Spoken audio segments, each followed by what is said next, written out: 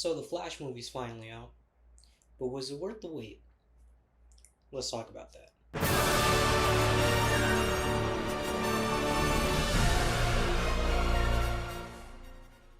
The Flash is the latest live-action DC film directed by Andy Muschietti and stars Ezra Miller, Michael Keaton, and Michael Shannon, reprising their roles as the Flash, Batman, and General Zod respectively, as well as newcomer Sasha Calle as Supergirl. Now, for reference, this movie has been in development for a really long time, and people have been waiting for it. But now it's finally here, and the road couldn't have been any bumpier. Throughout production, there were a number of writers and directors who were attached to the project, but then left. There were whole cast members who were attached to the project, but then were cut. But now we finally have Andy Muschietti, who stepped up to the plate. He directed the first two It movies, which I liked the first one. The second one was okay, but it seemed like we were finally onto something good. And then production wrapped, and well, Ezra Miller decided to go and commit a bunch of various crimes. And so before I continue my review, I do want to say that it's completely valid to not want to watch this movie because of the actions of Ezra Miller. That's a valid feeling to have. It's part of the reason that I don't like movies like Jeepers Creepers, and I haven't seen movies like Rosemary's Baby. It's just hard to watch something, much harder to like something when you know somebody who's behind the production of the film is a terrible person. That being said, if you do decide to watch the movie, just know that Ezra's already been paid and you'll be supporting the number of people who helped make this movie happen, as well as your local movie theater. Because even though you complain about it, I know that you're buying those overpriced snacks every single time. But now it's finally here. But is it good? Was it worth the wait? Is it the best superhero movie ever? I have mixed feelings on it. So I haven't been a Flash fan for a long time. It wasn't until about November of last year that I picked up a Flash comic and actually started getting into the character. But in that time span, the Flash has become a character that's been very dear to me. Around the time I started reading, I was going through a really difficult time, and so the character is really personal and has actually shot up to like my top 5 favorite characters in all of DC. So going into this movie, I wasn't very excited. I thought from the trailers that the movie looked pretty bad, to put it bluntly. I thought that the emphasis on Michael Keaton's Batman was kind of embarrassing, and it seemed like Flash wasn't getting a lot of attention. Whether that be an intentional marketing choice because they didn't want to focus on Ezra, or whether they just thought that Michael Keaton's Batman was like the golden goose egg, it just didn't get me very excited. I thought the VFX looked bad, I wasn't sold on the costume, and I just didn't really like the story they were going for.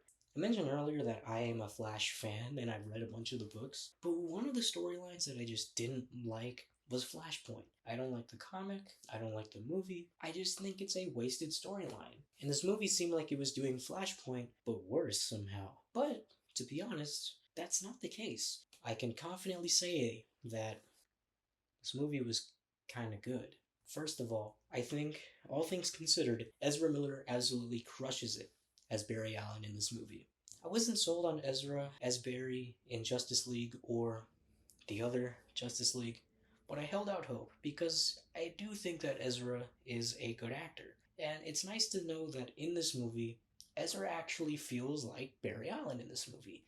They're still very goofy and ham up a lot of things, but throughout the movie you see Ezra's Barry kind of mature and become more similar to the Barry Allen that we know in the comics. That arc is kind of what holds this movie together. This is a movie about not wanting to let go. Contrary to what the marketing might have you believe, Michael Keaton and Sasha Calle are not in this movie for that long. I would say about 20 to maybe 30 minutes max from Michael Keaton, and even less for Sasha Calle. For most of the movie, we're following Ezra Miller and Ezra Miller as Barry 1 and Barry 2, as I'll put it just to simplify it. And for most of the movie, Ezra's doing a really good job at playing two very different versions of the same character. As you see the dynamic between these two Barrys, and you're seeing how each of them takes in what is happening around them differently. There's really good arcs for both Barry Allens, and just the general flow of the story works really well. And that was one of my concerns going in, was that this wouldn't feel like a Flash movie, but it does. This movie, when it is good, is a great Flash movie, and it's a really I'm going to talk about it. It's really disappointing to see that the third act of the movie throws all of that away. About 3/4 into the second act of this movie, we're introduced to Michael Keaton's Batman and Sasha Calle's Supergirl, which then ushers us into the third act of this movie. And to be honest, that kind of marks where this movie falls off. There are two very big complaints with this movie that I have, but I'm going to save one of them for later. But that is that the third act of this movie just is not fulfilling at all. We have, like I said, a really cool Flash story following these two Barry Allens, and then all of a sudden, General Zod comes in, Michael Keaton comes in, Sasha Calle comes in, and we have to put in this third act final battle because, I mean, that's how every superhero movie is nowadays. It kind of takes everything that I liked about the movie and throws it away. It just becomes a kind of nostalgia baity feeling movie where we're following a lot of Michael Keaton doing, I would argue, very un-Michael Keaton Batman-y things, and we're seeing Sasha Calle's Supergirl fight General Zod, but it's not really fulfilling because her arc is just not written well, and Barry's just not really doing that much, and it's really sad to see because the beginning of this movie, like I said, is so strong, and leaving the theater, I was really upset that we had a good movie with a really bad ending. And that's really what holds this movie back. In addition to the one other thing that I'm going to talk about, the CGI in this movie is never good. Just to put it point blank, it's never good. I don't think at one point I looked at anything that was going on screen involving CGI and thought, wow, that was really cool. And so this is kind of the start of a rant that spans the whole industry. So if you don't want to listen to me rant about that, skip to this time code and you can skip all of that. As you can see behind me, I collect comics, I read them, I have a bunch of boxes down here that you can't see. But one thing that comics share with film is that they are a visual medium in addition to a written medium. And that's really what distinguishes comics and film from their counterparts, is that they involve visual things. Bar a couple of exceptions that make really good use of their budget and the CGI, a lot of superhero movies nowadays don't look very good. And it's kind of disappointing because they shouldn't not look good. They're a visual medium that is being adapted to another visual medium, so I don't understand why a movie like The Flash, which The Flash is a character that, like most other superheroes that have superpowers, relies a lot on visuals, but The Flash especially just doesn't look good. Doesn't look good at all. Like I said, I don't think there was a single part in this movie where I thought the CGI looked tolerable.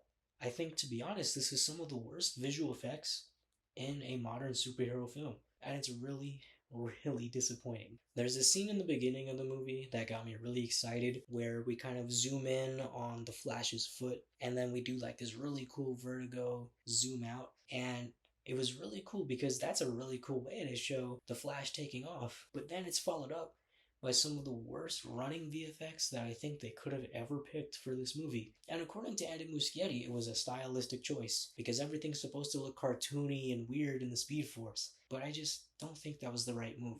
I don't think we should continue allowing comic book movies to just not look good. I don't know why we accept that a visual medium being adapted to another visual medium should just have tolerable VFX because, I mean, that's the best they could do. They overwork these VFX artists, they underpay them, they rush it out, and then we get stuff like this. And then when the movie's good in the eyes of the general audience, it's fine. So what, it has bad VFX? It's a popcorn movie. We shouldn't accept this. And so yeah, I guess my big conclusion is this movie didn't have to have bad VFX. This movie didn't have to look this way. This movie didn't have to not feel like a Flash movie. So yeah, I guess rant over. And so yeah, those are my big problems with the movie. But like I said, I like this movie quite a bit. It's just those things are really holding it back. There's a really cool emotional story that holds this movie together. And even though there's no Flash villains or Flash supporting characters of any type, it's still very much a Flash movie. So if you're a Flash fan, I would definitely recommend watching the movie and forming an opinion for yourself, because I can definitely see this being a divisive movie. Heck, I mean, if you've looked on the internet at all, it is already dividing people. But that's not it yet. I have to give my score. So, The Flash has a really good first and 3/4 of a second act with a really sloppy conclusion and very bad visuals that hold it back. And so because of all of those things, I'm going to give the movie a C. Or for those of you who need a numeric value. What's a funny metric I can rate this on? I'm gonna rate this movie 6 Ezra Miller crimes out of 10. Have you seen The Flash? If you have, let me know in the comments down below. Don't forget to leave a like, comment, and subscribe. And I'll see you all next time on the Some Like It Studios review show.